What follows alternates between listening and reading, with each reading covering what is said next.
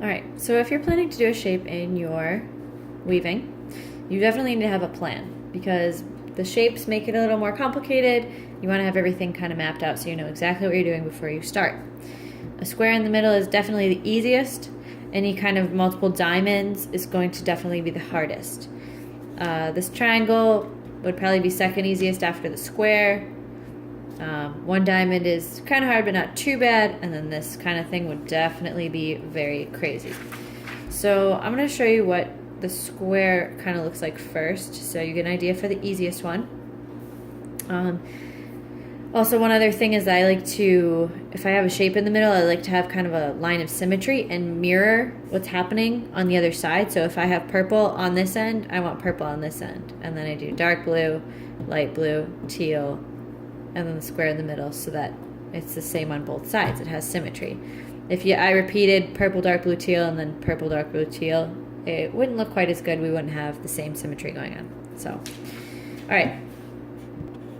If I'm planning to have this regular green above the square at all and all the way around it like this, then that means I'm going to have to weave another strip of green here, and then I would do my shape and then fill in the sides and then come back in on the bottom.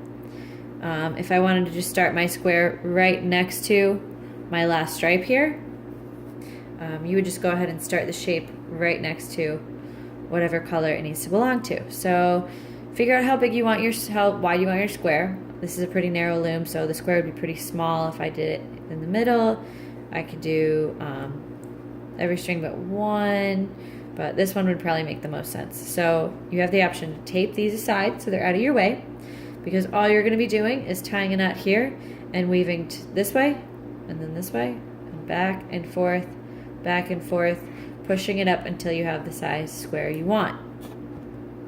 So it would end up looking like something like this, but don't be fooled, because you need to make sure you're pushing it up to see how much you actually have there.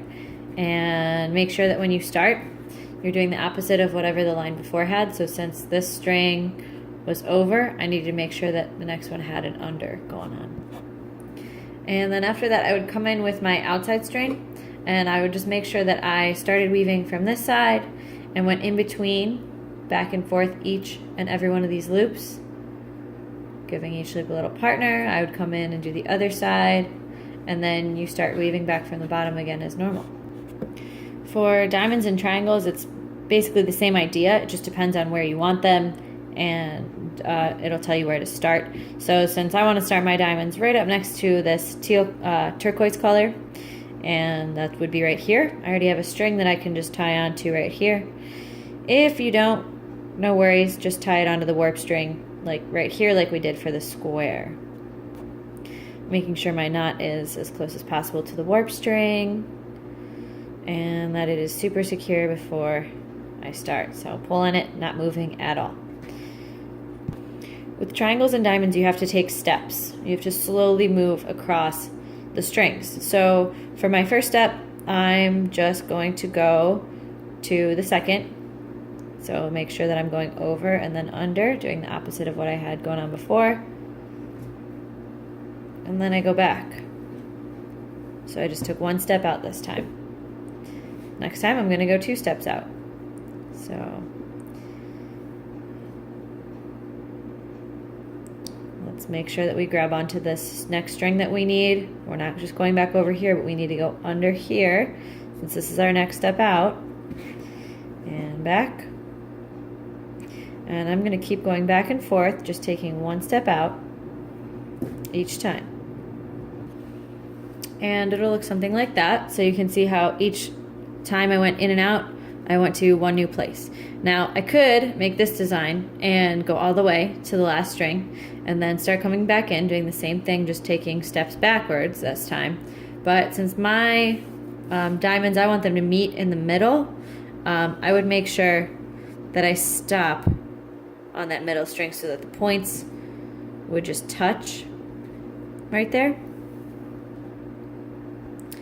And then I'd weave back. So now I am backtracking. Oop. Make sure you don't do that.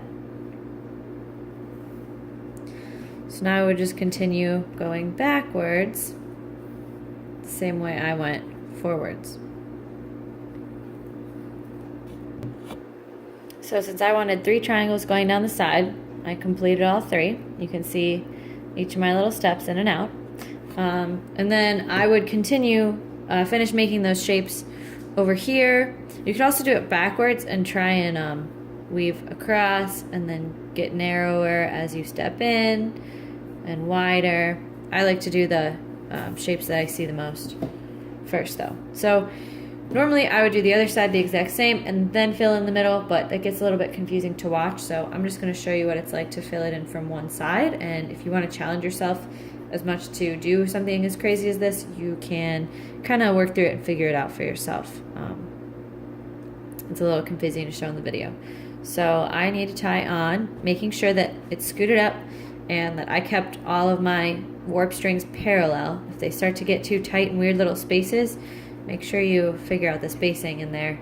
Keep everything nice and even. It should look the same down here as it did up at the top, nothing bending in. So I'm going to tie this onto the warp string by putting it under, making an X, putting that under the X, back to the top, pull it tight, and doing it again. Make an X, put it through the hole, and pull it tight.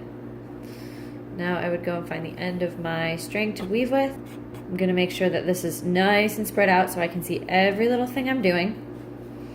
And I'm just going to do the opposite of what we did over here. We're just filling in the holes, filling in the spaces without leaving any holes. So make sure you're not just almost meeting. You have to be overlapping the loops that are already there. So each of these light green loops needs a dark green partner. So I'm going to check to make sure I'm not going to leave any gaps with the warp string. If this is over, I need to make sure I go under it this time. Over, under, across to meet up with this string over here.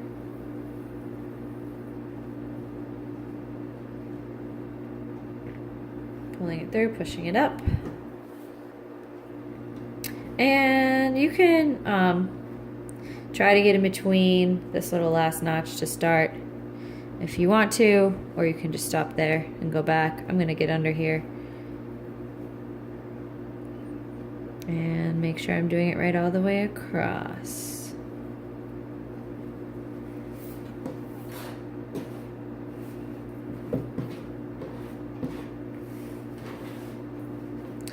Definitely tape those ends down if it's starting to drive you crazy like mine's kind of getting nutso over here.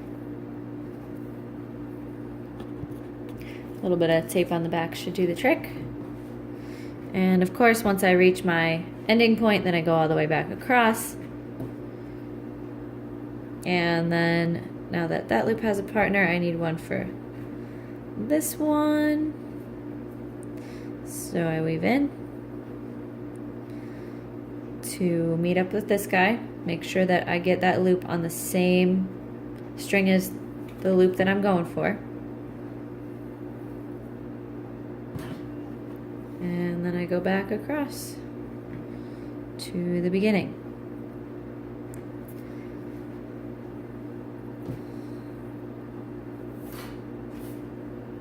And then again I go in, making sure that I don't go into the same spot again, because now I'm focused on a new loop. This one needs a buddy.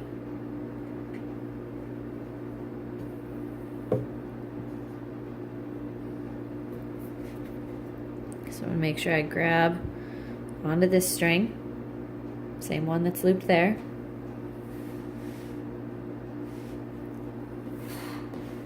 See how I have 2 loops here?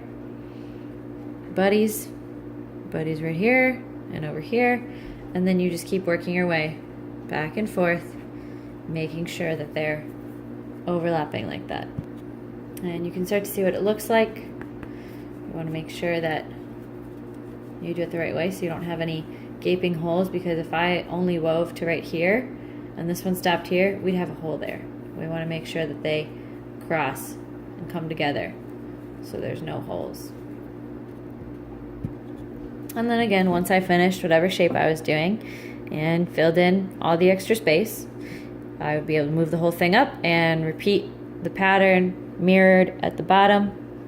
So I would go from the pattern with the greens, and then I'd start back at turquoise, and then light blue, and then dark blue, and then end on purple. So it was a mirrored image. Good luck.